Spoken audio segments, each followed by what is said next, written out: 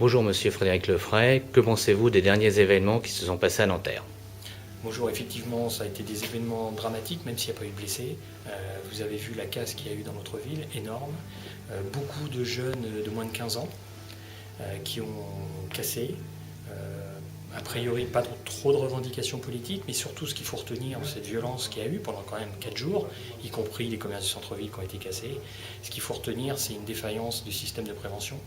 C'est-à-dire qu'à Nanterre, on n'a jamais, quoi qu'on en dise, la mairie n'a jamais investi sur la prévention spécialisée.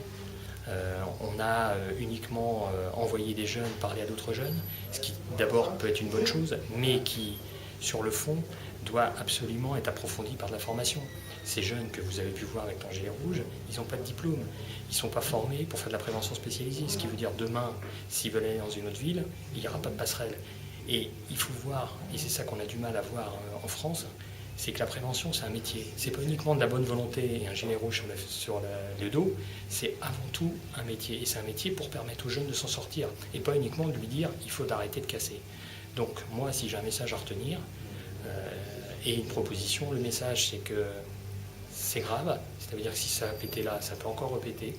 Donc la proposition, c'est d'investir massivement sur la prévention à Nanterre, une vraie prévention spécialisée, comme d'ailleurs, rappelez-vous, les événements qu'il y a eu à la maison Daniel Ferry, où les animateurs se sont fait taper dessus, tout simplement parce qu'il dit « nous ne sommes pas formés pour la prévention, c'est pas notre métier et il n'y a personne ».